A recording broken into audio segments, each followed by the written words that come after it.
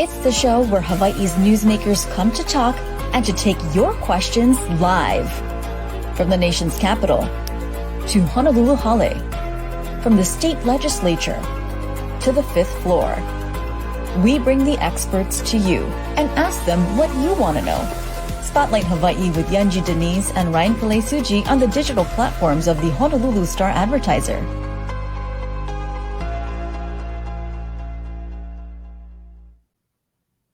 Well, hello, and thanks for tuning in here on this Wednesday morning. I'm Ryan Kalesuji, joined by Yanji Denise, and this is Spotlight Hawaii on the digital platforms of the Honolulu Star-Advertiser. This morning we are spotlighting a coalition that not many people in the state and really throughout the country may know about. Yeah, there's something really exciting happening when it comes to environmental and also culturally significant news about 1,000 miles off our islands, off our shores, that could really impact generations to come. We've invited two folks from the Pacific Remote Islands Coalition. William Aila and Jonee Peters are with us this morning. Thank you both for being here. Aloha, Ryan and Yuji. Thank you.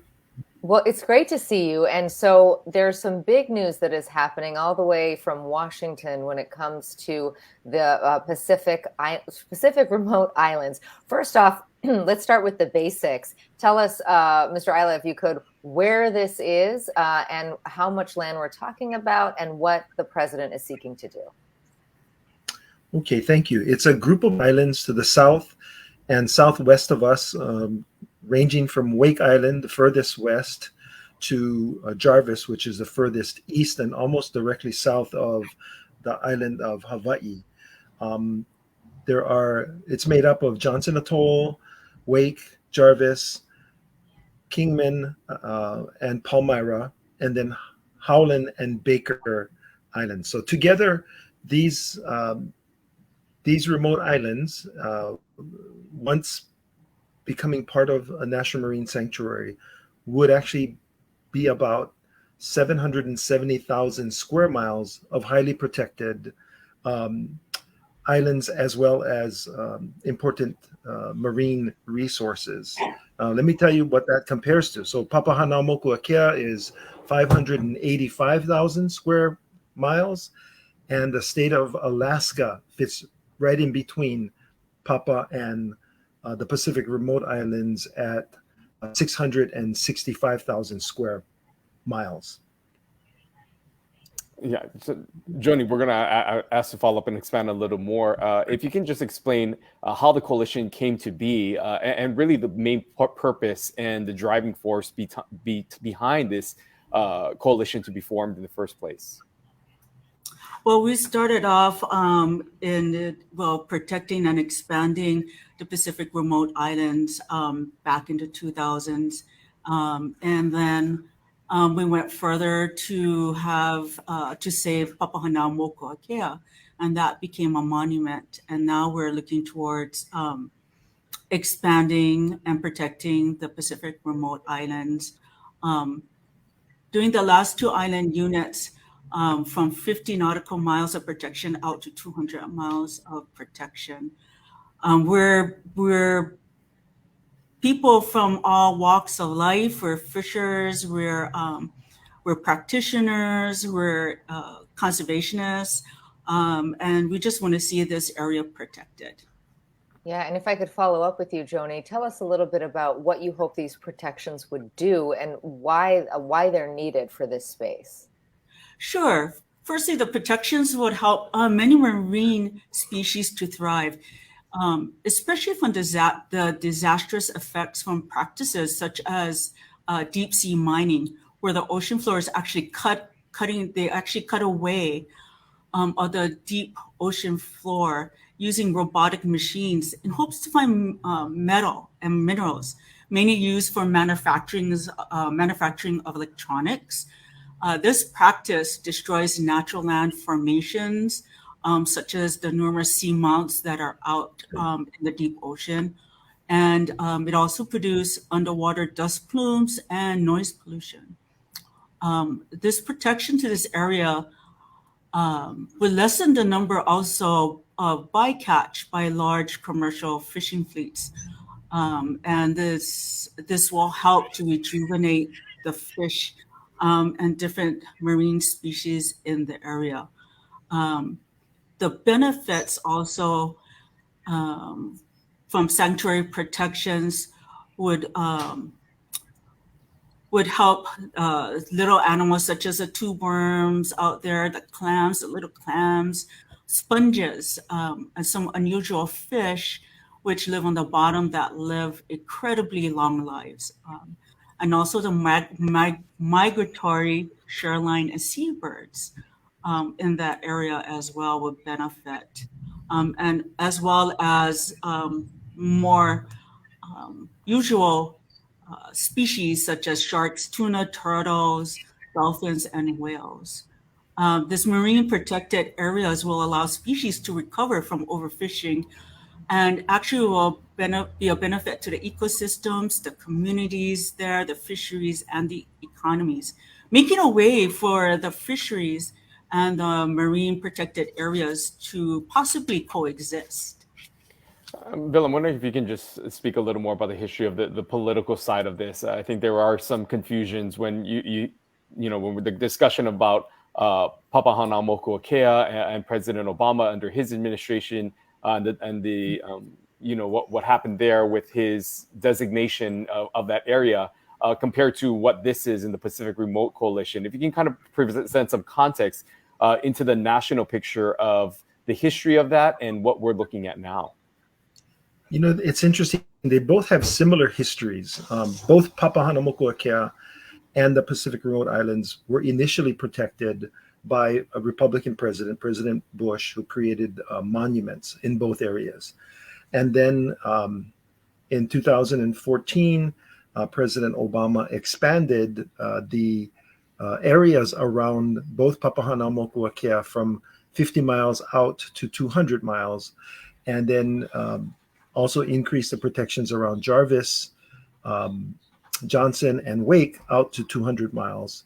But for some reason, the protections around Howland and Baker and Kingman and Palmyra remained at 50. So the efforts of the coalition today is really to rectify the areas around Kingman and Palmyra and Howland and Baker out to 200 miles, and then overlay the protections with a national marine sanctuary.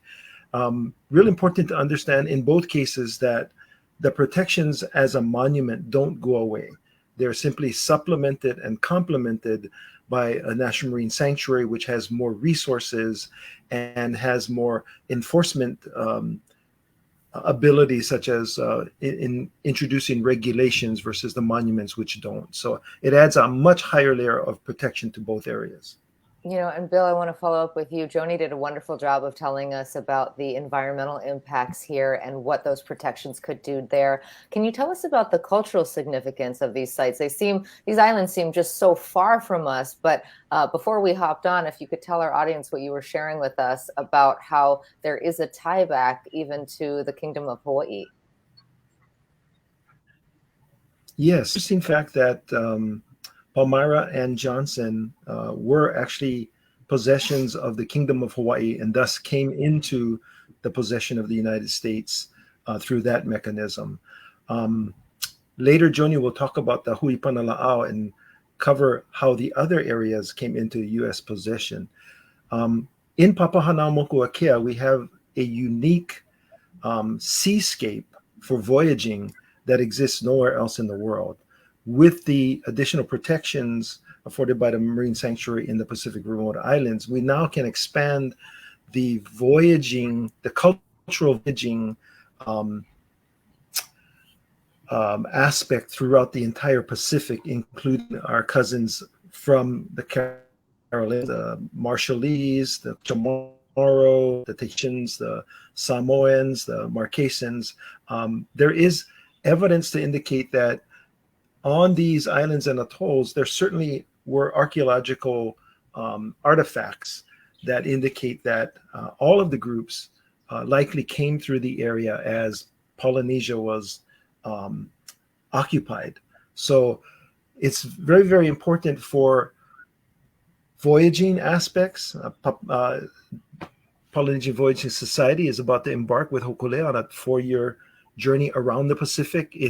It's timely that the protections are being requested at the moment. Yeah, and Jonee, if you wanted to add anything to that cultural significance and the impact that this will play, and the importance really of this designation and the importance of this coalition to move forward to protect some of these cultural histories and significant impact to and ties to Hawaii. Sure. In Hui Punala'au was a name given to a group of 130 young men, newly high school graduates that were selected by the U.S. government with the aid of the Bishop Museum, who worked primarily with the Kamehameha schools, to occupy Holland, Baker, and Jarvis Islands between 1935 and 1942 in hopes to colonize the islands. In order to accomplish this, they needed to prove that the islands were resident occupied for a year. So they mostly sent Hawaiian men, most of them were from the Kamehameha schools, along with some others from local high schools to occupy the islands. Because they were most likely to survive over someone from the States on these islands. There were a total of 26 expeditions during that time frame. When they landed on the islands, they were provided with rations, water, radio, communications, and research material. They would take daily records, they would collect specimens, recorded weather patterns, and watched for Japanese warships. Life was hard living on these islands. Supply ships arrived late sometimes, causing some of the men to suffer from dehydration. The participants of Hui Punala'au were paid $3 a day for all their efforts. Also, in 1932, there was excitement on Holland Island, and the men were made preparations for the arrival of Amelia Earhart. They built a dressing or sleeping hut for her and her own little landing strip. And of course, we know that she never made it to Holland Island. Also, 3 men lost their lives in the mid 1941. Carl Kahalivai suffered an appendicitis, and he passed away on the way back to Hawaii. December of 1941, Richard Dickey Whaley and Joseph Kili'i Hananui were killed by Japanese attacks. The islands were eventually evacuated on January 31st, 1942, and then later on, finally, February 9th of 1942. The history and legacy of these young men should be honored for their hardships, their bravery, and loyalty to the U.S. Because remember now, Hawaii didn't gain statehood until 1959. Several of our colleagues are lineal descendants of Hui Punala'au. My dad's older brother, my uncle William Kaina, was part of Hui Punala'au, and the Bishop Museum have some of his records, among others, while he served there as a part of Hui Punala'au.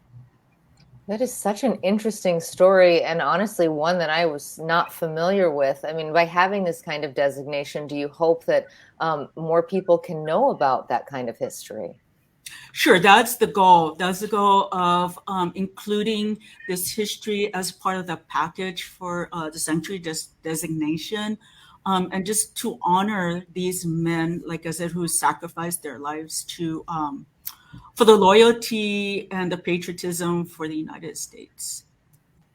And Bill, I'm wondering, as you have... Yes, go ahead. If I could just jump in and add, the Hui Punala'au folks were actually the first protectors of these islands. And as Pearl Harbor was being bombed, these islands were being strafed and bombed at the same time. resulting in the deaths of two of the participants. With direct ties to living people in Hawaii now. So those are two historical facts that we hope, with the protections of PRI, it helps the United States and helps the people of Hawaii understand the need for protection, and the fact that our people were the first protectors of these islands. Bill, I'm wondering if you can expand upon some of the opposition that Jonee had just briefly mentioned. What are some of those who are maybe against this distinction and against the efforts that you're moving forth with, and what sort of oppositions are you folks having to overcome? Well, right off the bat, the same sort of opposition to Papahanaumokuakea with the Western Pacific Fisheries Management Council, and their belief that they're supposed to be protecting the commercial fishery interests. The reality is that in PRI, less than 5% of the total effort by the American tuna purse seiners occurred in the non-protected areas, and less than 0.5% of the total catch for the tuna purse seiners actually came from that area. With regards to Hawaii-based longliners, their catches is less than 4% historically in the area, the protected areas, and they have not failed to fill their quota for tuna ahead of schedule every year since both Papahanaumokuakea and the PRI received protections through the designation of monuments. So those are the two folks that are indicating that they have the resistance to these additional protections. But based upon the science, based upon history, we can't identify why for that little effort we wouldn't take this bold step and protect this pristine area. Yeah, and Jonee, if you could add to that, what is your response to some of the opposition that you're encountering on this? Sure. There is a study done recently from the University of Hawaii that suggests that fishing outside of the protected area in Papahanaumokuakea and PRI Marine National Monument have actually benefited the fishing industry. In fact, the study showed that the average revenue from 2014 to 2017 was 13.7% higher than from 2010 to 2013. So I think it really benefits the fishing industry for protected marine protected areas to be established. And I'm wondering, Jonee, if you can share more about the Biden administration as a whole and their level of commitment to this effort. Any conversations that you may have with members of the administration who may provide some insight into how and what the future looks like for this coalition and for these group of islands. Mm-hmm. Hey, can I refer that to Bill? Sure. Yeah. Yeah. Sure. I think an important point made is the protections have been there for many of these island groups since 2008, and then expanded in 2014, and then finally asking for the last two island areas to be expanded from 50 to 200, and then overlaying protections from the National Marine Sanctuary. The president on March 24th, 2023, a little bit over a month ago, issued a presidential memorandum directing the Department of Commerce and NOAA to begin the process of scoping sessions for a eventual National Marine Sanctuary process.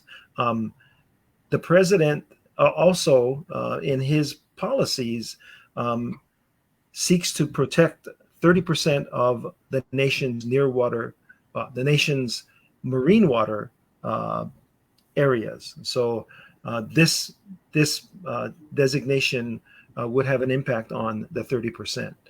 The president also, his office of, I think it's National Marine,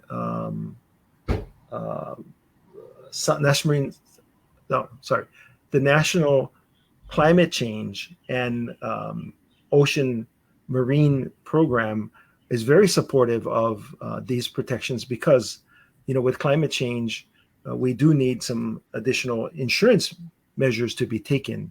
And so it's very important to the nation. It's very important to the president. It's very important to the Pacific Remote Islands Coalition. Yeah, and Bill, if you could expand a little bit on the timeline, sort of who gets to decide ultimately. I know the president has sort of got those key stakeholders together and sort of tasked them to move forward. But what happens next? And sort of if you could walk us through the process of who ultimately gets to make this call. Sure. The process begins with the public scoping sessions, which start on May 7th on Oahu, the island of Oahu. We have Kamakaukulani Center for Hawaiian Studies. They start at 7 to 8 p.m., but I understand that they're trying to schedule like 1-hour talk story sessions prior to this. Then on May 11th, we go to Hilo, Mokupapapa Discovery Center. And then on May 17th, there's a public scoping session on Guam, the time to be determined and the place to be determined. On May 18th, there's a public scoping session in the American Monument Park in Saipan. There's on May 19th, also to be determined on the time, Tinian Public Library in CNMI. And then we also have on May 24th, 4 to 6 p.m. in Sunia Ocean Center in American Samoa. So covering all of the Pacific Islands as they're part of the U.S. territories, seeking, scoping. The process is really to say, here, we're thinking about this idea. What do you think? Then all of that after the public scoping session and testimony deadline is June 2nd, 2023. That information gets compiled, analyzed, and becomes the basis for a draft EIS, a draft management plan, and draft regulations. That then goes back out to the public for review. Then that comes back in to the agency, and the agency takes a look at those public comments. If there needs to be adjustments, the drafts are adjusted, and a final management plan and a final EIS is determined. And then NOAA and the Department of Commerce makes the decision based upon the criteria and the input on whether or not it becomes a national marine sanctuary. That process is expected to take about 2 years in totality. So here we are in 2023, late 2024 is the goal. Yeah, so a long road ahead with a lot of different voices that will obviously be able to contribute. Jonee, I'm wondering if you can share what you hope for from these sessions as you head out into the community to learn. What are some of the things that you're hearing already from community members, and what you're hoping that these listening and talk story sessions will provide? Sure. So firstly, a lot of people that I connect with already are in conservation and the environment community. And they are so excited to see that we will be trying to expand these last 2 island units. What I hope that the people will be educated through these sessions and hear what those ocean protections have to offer for the future generations. Yeah, I mean, it's just so exciting when you think about what could happen in these areas. But as Bill noted, it is a long road ahead. When you're making that, having these discussions and making that elevator pitch, if you will, to these folks, what are you saying to people as to why this is so important? I mean, you're dedicating, I'm sure, many, many hours of your time. Why are you so passionate about having this designation? Well, it goes back to my heritage. My tutor always told me, my grandmother always told me that, she says that she is my living kupuna. But the kupuna really for all humans is the aina, and that includes the ocean as well. And we should be taking care of it because the aina takes care of us in return. So that's my goal, and that's my reasons for saving part of our oceans. And Bill, as we wrap up as well, I want to get a final thought from you as to, you've been around for some time and in a lot of different areas of government and, of course, Native Hawaiian issues. Why do you feel the important or need to really be involved in this effort here? And what are you hoping that this will bring to fruition? Well, what I hope is the additional protections provide benefits to our children and grandchildren down the road. I also believe truly that this is the Pacific, the year of the Pacific island culture with Hokulea circumnavigating the Pacific, as well as an opportunity to reach out to our cousins that are not just part of the United States, but actually part of Polynesia, Melanesia, and Micronesia, so that we can join forces, find more similarities through wayfinding and voyaging, which then makes us a cohesive people to make the tough decisions that we need to do for not only human beings, but for planet Earth as we move forward, as Nainoa is so fond of talking about the world as his canoe. And before we let you go, just last question, Bill, you referenced all those public meetings. If people want to take part in that work, and they find you to learn more? They can go to our website, which is www.protectpri.com. They can also go to any NOAA, the Pacific NOAA website, and get additional information on how to submit public testimony. Of course, after the meetings, testimony or comments will be included all the way through June 2nd. We encourage everyone to participate and learn more. It's really, this journey is really about learning more about the history of this area, the benefits of this area, the importance of this area, and then making the right decision going forward.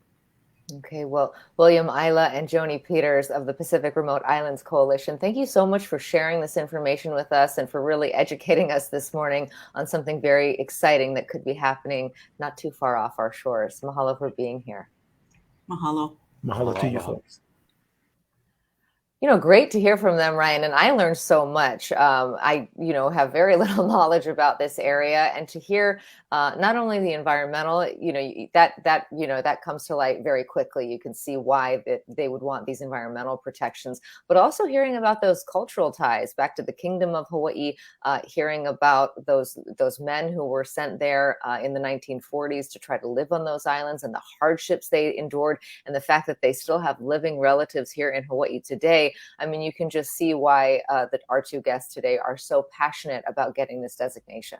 Yeah, especially when as you mentioned, that cultural tie and the significance that it has to the people of Hawaii and its history. Of course, again, you heard Mr. Aila tying it back to the navigations and what the efforts, of course, of the mission of Hokulea, and really how these islands were found, and those first inhabitants of this island all linked together through the significance of these remote islands. And so all of it completely ties together.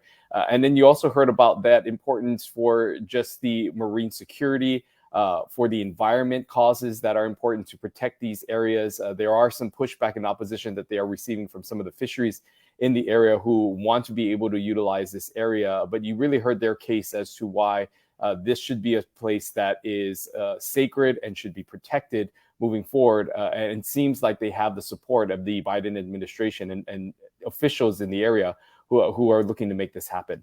Yeah, we encourage you to get involved in those listening sessions. They sound very exciting, and they're happening across the state and throughout the region. And we will be tracking this issue for you. We're going to be following it. They did say it'll take up to 2 years for us to figure out, what if this will actually happen. But we'll be tracking it for you, and we appreciate our guests being here this morning.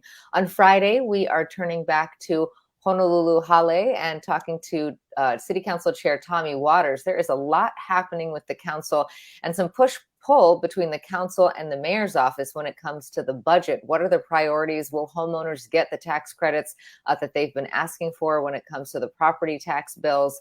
And also, should the city council members and the administration get some of those raises that the Salary Commission has proposed? We'll be asking about all of that right here, 10:30 on Friday. We'll see you then. Aloha.